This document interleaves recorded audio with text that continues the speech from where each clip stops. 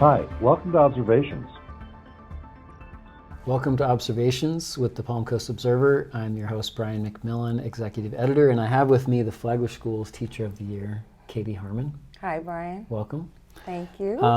Khady Harmon was born in Senegal, moved to the United States as a teenager, got married in Texas, moved to St. Augustine, so you've been all around the world.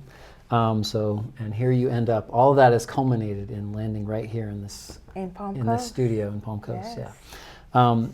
So you've been a teacher for 9 years and the current Flagler School's Teacher of the Year. So I listened to your interview with Jason Wheeler on the Flagler School's, what is it called again? I'm sorry, Focused on Flagler School's podcast.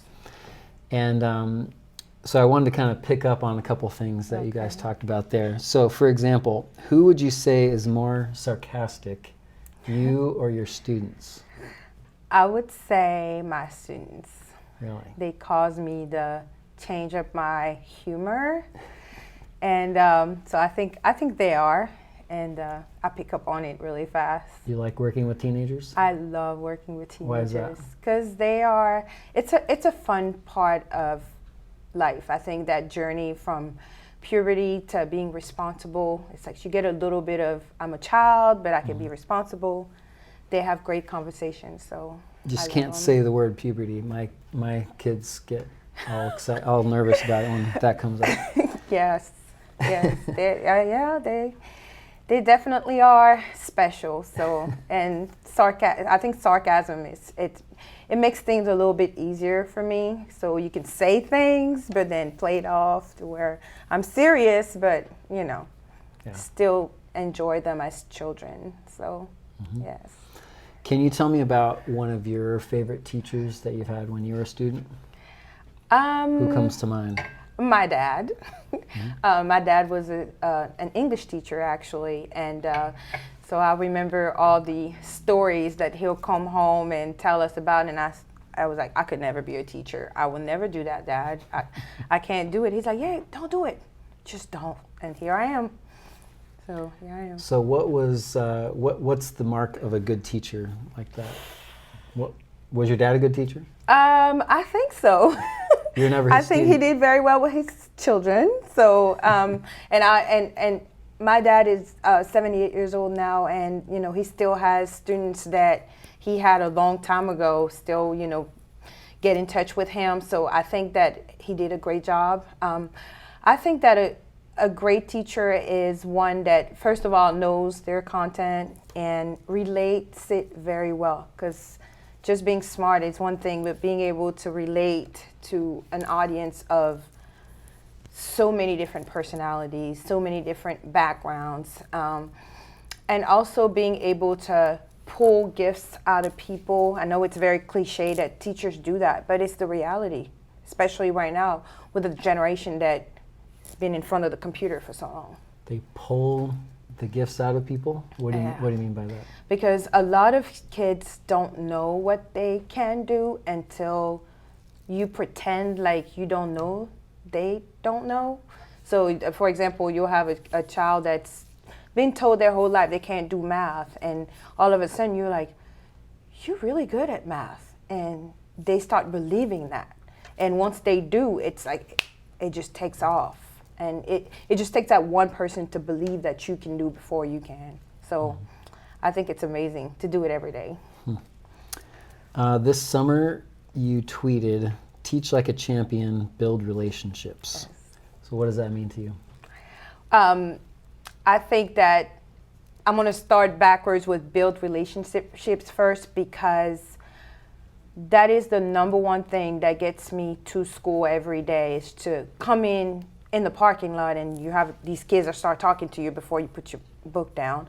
But building those relationships and teaching like a champion means that when you're coming in, you're meeting the human before you're meeting the students. So having a relationship with kids that you are going to teach means that you're going to change the way they think. You're going to change the way they look at themselves. You're going to change the way they look at the future. So teaching like a champion is not just one category, it's several of them. And building relationship is touching that human side of learning, I think. So you can sometimes change how somebody looks at themselves. Oh yeah. That sounds like a lot of pressure, a lot of power. It is, and I think you said it very well. Power, and it's something that we shouldn't take for granted. Respecting the individual that's in front of you is that power. You have that power to respect that person. You have the power to hear them, and you have the power to make them feel like they matter. And as teachers, we're told that we're game changers, but to have a child in front of you every day and to see that child from freshman year to senior year and being able to see that growth is amazing. It really is. A lot of parents might be struggling to develop a relationship with their own teenagers. Yes. So how do you have advice for them? How should they go about? And this is where, as teachers, you draw a boundary because I am their teacher. I am not their parent. I am a parent myself. I have 2 children, and they're not teenagers yet. So I think one thing that I would tell parents is, just like I have to tell myself, these people are human. I mean, they're precious to me, so I can't even imagine how precious they are to their own parents. So just to remind parents that they are different from, that doesn't matter how much they look like you, they're different people, and they're experiencing a pandemic right now. I didn't experience a pandemic as a teenager. I don't know how that feels. So just to remember that human side and just to support them in whatever they're going through right now. So you have, how old are your children? 6 and 5. So you'll be I have a long way. expert Oh, no. Teenage parent, right? I know. I meet kindergarten teachers, and I'm like, you teach kindergarten? I have one in my house. Wow. What about advice to new teachers? Ooh. As teacher of the year, that means you're the best of the best, right? Thank you. So what do you say to a new teacher? It gets better. I would tell them it does get better, and I would tell them to focus on the four walls of your room right now, and just to remember that you're there for your kids, your students, and that every day will be different. Some days will be great, other days not so much. And there's no such thing as embarrassment when you're a first-year teacher, because you're still learning. So I would tell them it'll get better. It'll get better. If you were the queen, and if there ever were another, if there were ever another COVID-19 wave, Oh no. and you were the decision maker, Okay. what would you do to try to keep the school safe but also open for learning? I think that if I were the queen of teaching, I assume, I would go back to what I just said to the first-year teacher, that my job is to make sure that these children are learning. The world out there is chaotic, but when they come into my classroom, they have to feel safe, they have to feel loved, and they have to trust that the adult in the room is not chaotic. So as the queen, I'll make sure that all of my students have what they need to learn the content, the love and the nurturing that they need. And we're great in Flagler County. We have fantastic teams of technology, and last year we did it virtually, and we still maintain a learning gain. So just focusing on your classroom as a teacher and making sure that you are taking care of kids despite what's going on in the world right now. Did it stress you out at all, the changes of the talk of mask mandates, the talk of, Yes. Should all the staff and the adults in the building at least be vaccinated? Yes. I mean, what are your thoughts on things like that? I think that right now, no matter what, everyone is trying to do the best that they can. I think that the school systems are having to fight a lot, the parents, the opinions, the politics. But again, and I think it may come from the fact that I come from another culture where I have seen poverty, I have seen tragedies. So, and I have to remember that what is it that I can do? If it's wearing a mask, it doesn't prevent me from learning. If it's getting vaccinated and that's your choice to do that, to be part of the community, then do it. If you feel like you don't trust the science or the process, or maybe it's not the good fit for you, do what you can. Don't just let other people take all the responsibility of a community, and we're all fighting this right now. Mm-hmm.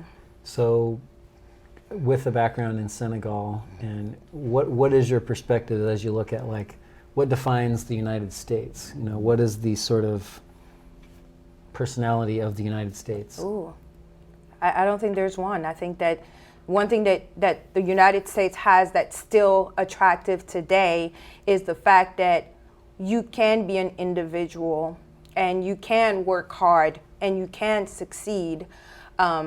Maybe not at what you thought. I mean, I came here to be a doctor and I'm a teacher now.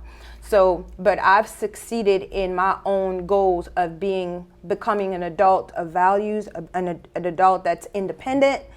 And I think the United States does that very well. I mean, you look around, there is all kind of success.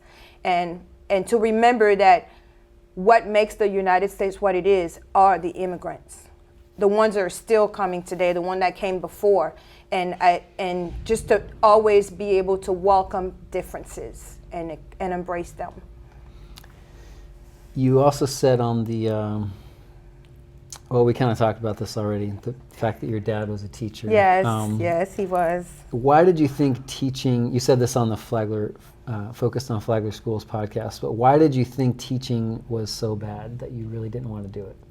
I think I saw exactly what you talked about, the responsibility, the game changer, teaching like a champion and meeting those humans. And I am a massive introvert, and teaching takes me out of my comfort zone. And I saw my dad do that, and I knew I couldn't do it. Oh, I thought I couldn't do it because I don't want the responsibility of other kids. I saw how my peers were, you know, out of control sometimes, and maybe I was out of control. So I was like, why would you want to deal with that every day, Dad? So, and here I am doing the same thing. Here you are. So last question. So this is your 10th year now teaching. Yes. Been doing this a while. Yes. So how are you different now from when you started? How has teaching changed you? I think when I was a first year teacher, I was focused on academics. And I wanted kids to learn chemistry and love it like I did. And I realized, oh, they may not want to be in school. And then I became a mom, and I realized your kids are not like you. They may not like what you do. So I think from the time I became a teacher to now, I became a mom, and I became a foster mom from 8 to 215. So I am a better teacher because I've understood that learning is not academics. Learning is a journey of humans, I would say. So that's what made me a better teacher today. Very good. Well, it's been great to spend a few minutes with you, and hopefully everybody who's watching gets to know, is better off now for getting to know one of Flagler School's top teachers. Again, this is Brian McMillan. Thanks for joining us on Observations, and make sure to subscribe for future interviews. Yes, thank you for having me.